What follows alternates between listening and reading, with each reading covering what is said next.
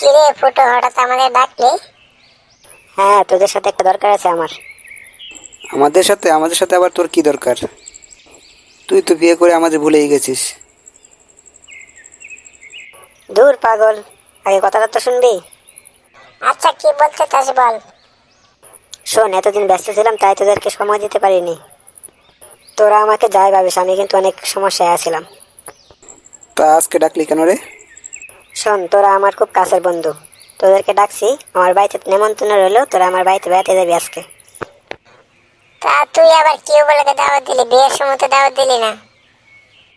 রাগ করিস না প্লিজ, ভুল বুঝিস না আমায়। বিয়ের সময় এতটা সময় পাইনি। তোরা তো জানিসই আমার বিয়েটা হুট করে হয়ে গেছে। তোরা যদি আজকে বিকালে আমার এখানে আসিস তাহলে আমি খুব খুশি হব।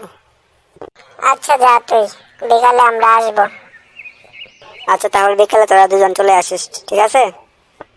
আমি চললাম তাহলে বাজারে থেকে।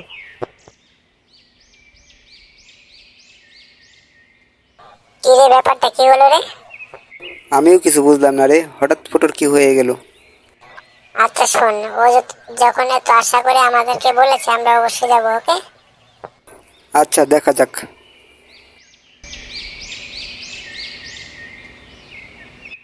কি হলো, এত ডাকাডাকি কিসের? আরে রাগ করো কেন, একটা জরুরি দরকার তাই ডাকছি। কি জরুরি দরকার তোমার শুনি? আরে আমার কিছু বন্ধু বান্ধব আছে, তুমি জানোই তো আমাদের বিয়েটা হুটহাট করে হয়ে গেছে। তাদেরকে দাওয়াত দেওয়া হয়নি, তাই আজকে তাদেরকে দাওয়াত দিয়েছি আমাদের বাড়িতে। তুমি একটু কষ্ট করে আজকে একটু ভালো মন্দ রান্না করো প্লিজ। হ্যাঁ, এসব তুমি কি বলতেছ? আমি তো কোনো কিছু রান্না করতে পারবো না।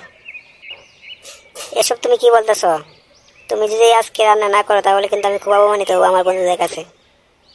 তুমি অপমানিত হও আর যাই হও, আমার কিছু করার নাই। তোমার বন্ধু বান্ধব, তুমি বুঝো গিয়ে, আমি কিছু করতে পারবো না। তুমি তো আমাকে মহা বিপদে ফেলে দিলে দেখ।